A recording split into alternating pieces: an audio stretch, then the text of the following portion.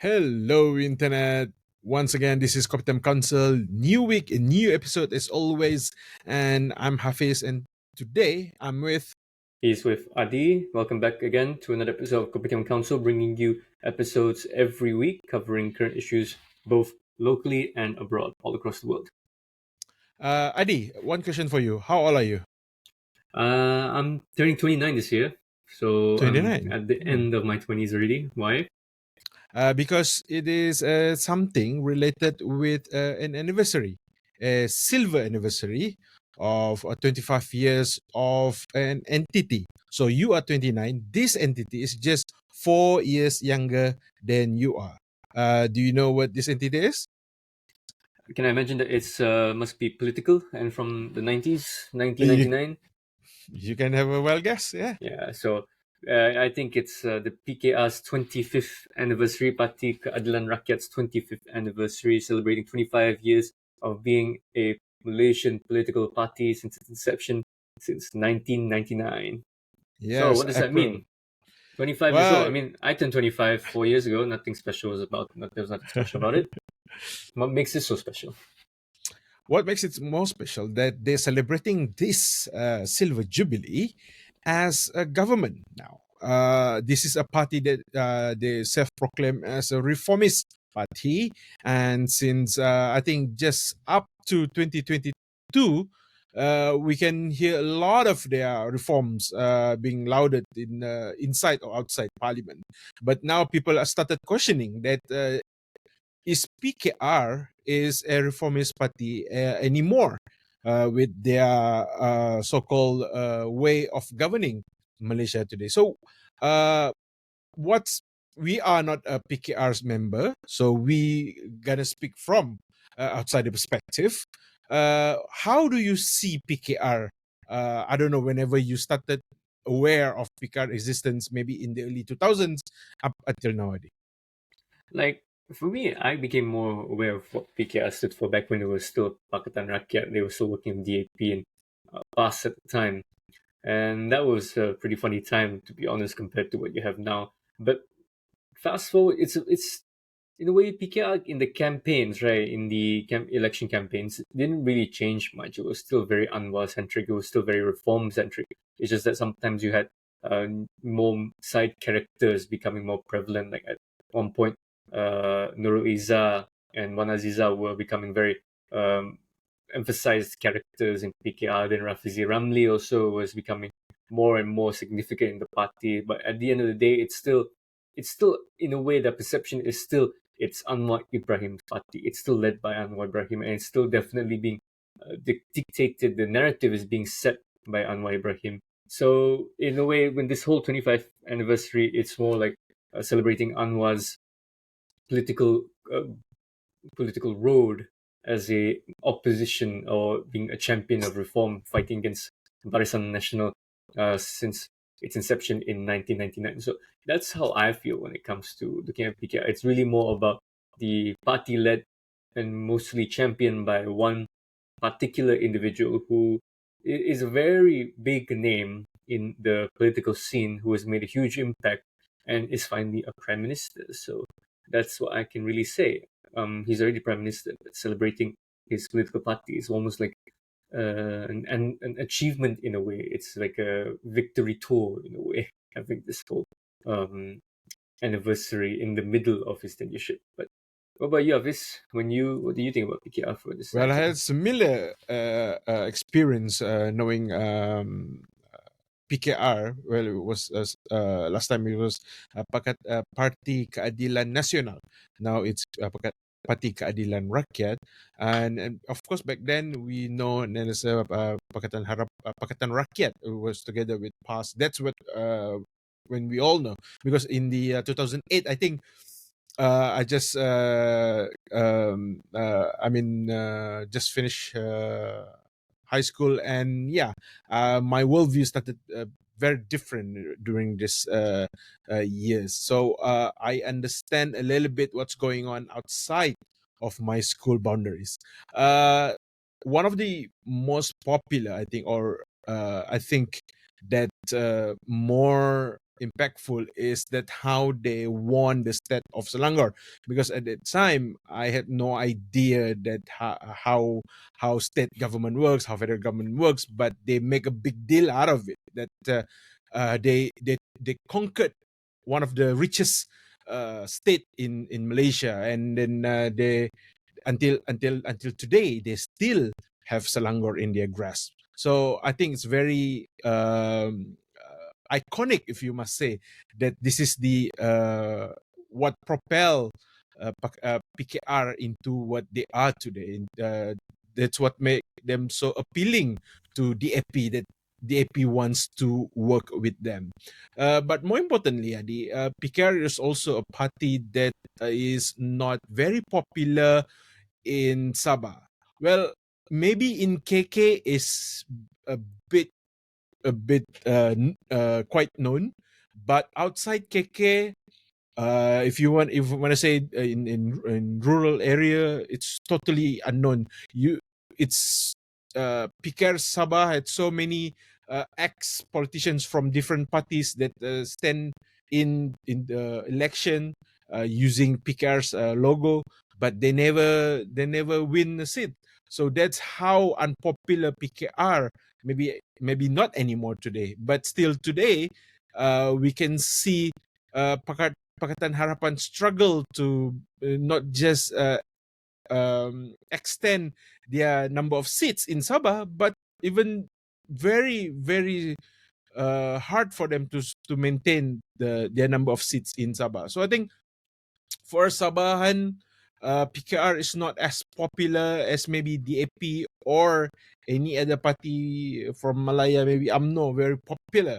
One of that very popular in Sabah, but PKR is not so much. But I think that will change in the coming years.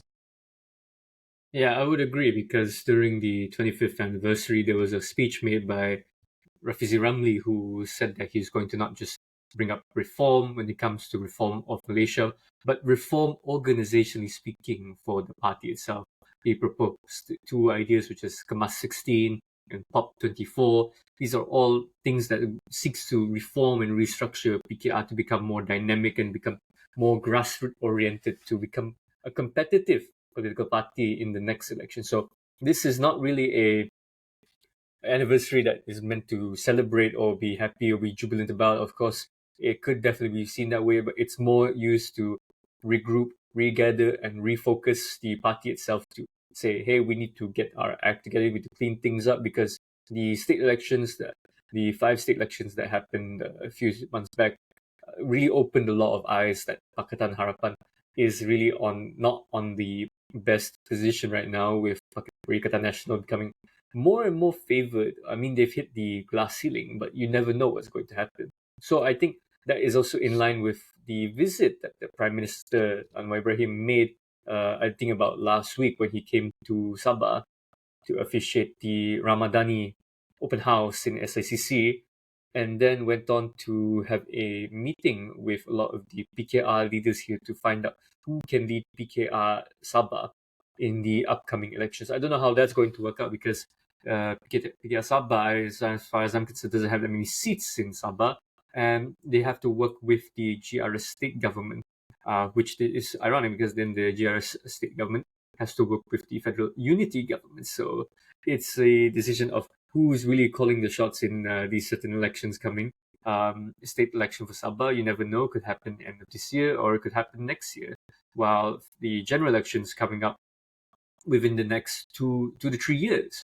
So a lot needs to be done, a lot of work needs to be done to restructure and reorganize. I think that's what Rafizi is more intent to do. I mean, when you compare the speeches, you can see that Rafizi Ramli, compared to the other leaders, kind of dealt his speech in a way as like a CEO of an organization. He was very much being very systematized, very methodical, trying to reorganize things in a way that's trying to maximize efficiency compared to, let's say, a standard political leader.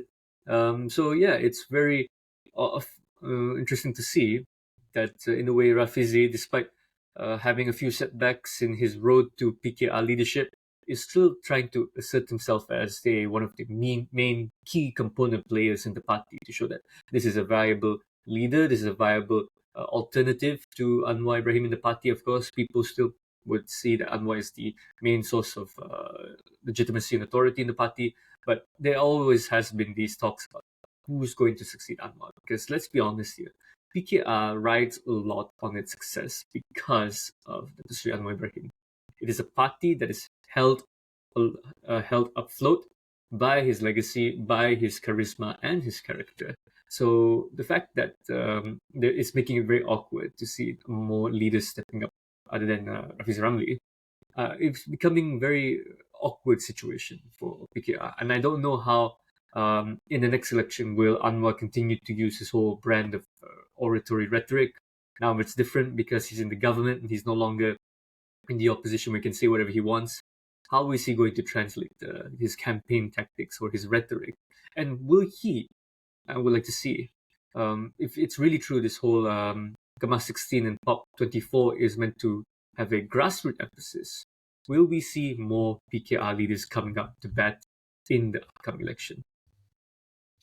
Yeah, I mean, in his speech, Rafizi mentioned the analogy, using the analogy of the Kodak company, which is one of the largest shareholder of photography, but now it's never heard of by Gen Z. So that's the tragic destiny of Kodak as a photography company.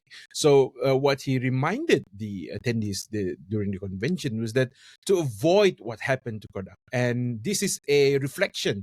25 years anniversary is a reflection for PKR as a party, as a reformist party, so that they will not be complacent with what they have now. Of course, he in his speech keeps saying that we need to go back to our branches and start working because general elections is gonna be in less than the 3 or so years.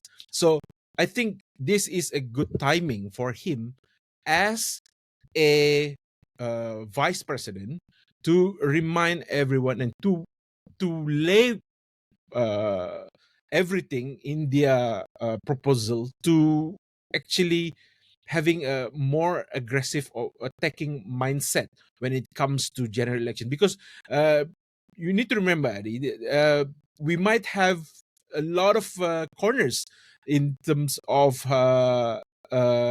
how the candidates gonna fill up in the general elections, the next general election, because it's definitely a possibility that Pakatan Harapan may be fighting for a seat with UMNO in the next general election. There's nothing can guarantee that it will not happen. So any possibility is welcome now, and I believe that Rafizi, as a man of data, as a man of facts, as a man of science, would rely on his data that how to the best way to go about it.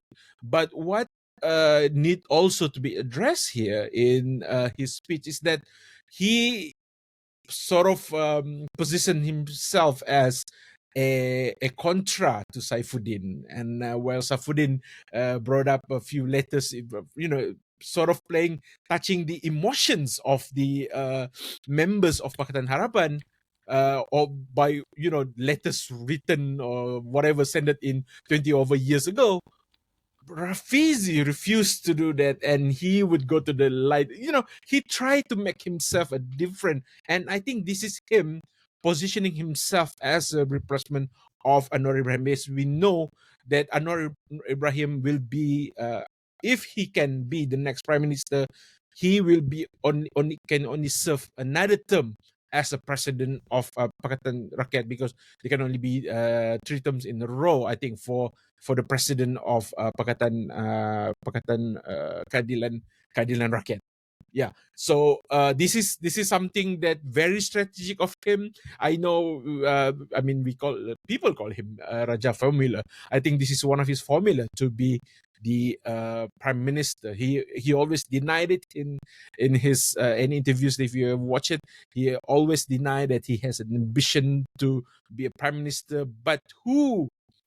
I mean, in their right mind, any politicians would deny this, right? Like, so, especially in Malaysia, where successions is not really something very systematic. people vying for it, people fight over it. So I think it will be no different for Pakatan Harapan leadership as well, especially that they already tested power now for almost 2 years now. So I think the performance of Madani government also very important in putting him as a platform so that he will be seen not just by his members of his own party, but also by the leaders from other parties, the coalitions that they have. So he would like to be seen very competent by Anthony Lok, by Hajiji, by Abang the premier of Sarawak as well, so that this is his total end game to be the prime minister as well as, of course, president of PKR. So this is a convention that, of like I said, a reflection, but also a platform for Rafizi to launch his bid to be the next president and prime minister as well. Touching on what Anwar talked about in this election, that I think it's quite odd that he spent most of his speech explaining to his own members that he actually did the reform, and it's just maybe not be seen as much as what they used to talk about. I think this is very weird to pick internal party platform to explain this. I mean, this is what you should say in the recent Madani, one of the Madani's open house in maybe in Kedah in Kelantan, for example. This is what the public should be aware of, that you are keeping up to your own worth to try to reform as much as you can, but of course the limitations, because this is not a PKR's government, because you need to remember this is a unity government, and this is belongs as much as it is to PKR, to UMNO, to GRS, and to GPS as well. So I think more into this because PKR is a sort of a dilemma here, because they are the biggest, one of the biggest coalitions in unity government, but there's a lot to be reconciled with other alliances, especially UMNO now, like trying to in what's described by Malay proverbs that diberi betis mahukan paha. So UMNO is trying to bite more than they can chew. So how Anwar handled UMNO in this 2024 alone will be an exciting site to be watched over. Yeah, and I think when it comes to the ambitions of Rafizi Ramli, there's no doubt that PKR itself is known for making their own drastic moves, political maneuvering. I mean, of course, we have the 25th anniversary for PKR's founding as a party, but it's also the 10th year anniversary for Langkah Kajang, the Kajang move. And that was a plot initiated by PKR, for those who didn't know, back in 2014. The then Menteri Besar Selangor, Tan Sri Khalid Ibrahim, was ousted as the Menteri Besar as a bid to install Anwar Ibrahim as the Menteri Besar of Selangor. This triggered a whole political crisis that lasted for at least 9 months and ended up with Azmin Ali becoming the Menteri Besar for Selangor. And this was universally seen as a move that was ultimately pointless because it did not meet the objectives of what PKR set out, what Rafizi set out to achieve, which was that to put Dr. Sri Anwar Ibrahim in that position. Instead, you have somebody who eventually, ironically, triggered the Langkah Sheraton about five years later. So what goes around comes around, I guess, and is a story to learn when it comes to all these moves that PKR was orchestrating. But we have to know that this was a move that was largely engineered, and its prime architect, who even admitted about it, was Rafizi Ramli, who then just goes to show that his ambition really shows that his ambition, that he really does want to further the party line and further the party interests and, in a way, for his own interests.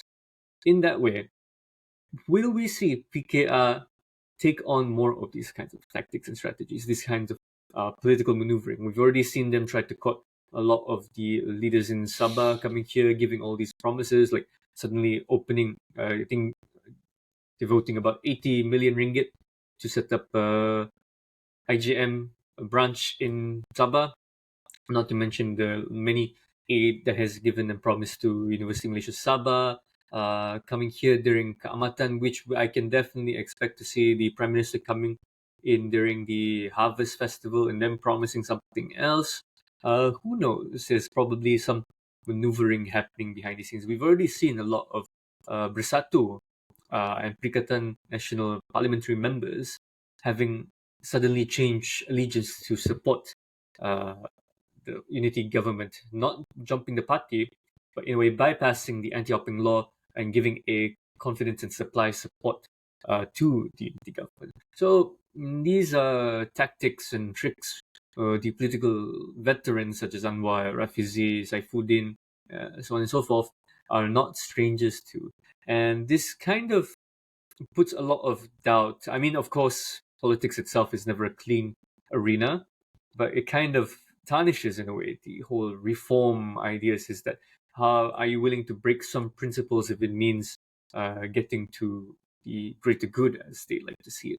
So, in a way, if you put into context the whole Kajang move, right, it's something I would feel Anwar's former mentor, Tun Dr. Mahathir Mohamad, would have done, would have completely said, well, he's my enemy, but I would have done the same thing as well. He's my opponent, but I would have done the same thing. So, in a way, that legacy still goes on, that from that mentor to student, and the student is teaching a new student that this is kind of a permissible practice. That's this is politics. Well, we have to go with whatever works. So, well, 25th anniversary, yes, celebrated, but at the same time, it's the 10-year anniversary for a huge political scandal that goes against the principles of PKR. So that's just me shading a bit of PKR, but let's not forget, they're capable of this back then. Who's to say what will happen in the next 2 to 3 years? Yeah, the student become the master over there, and then now Anwar created a lot of students, and they also become the masters.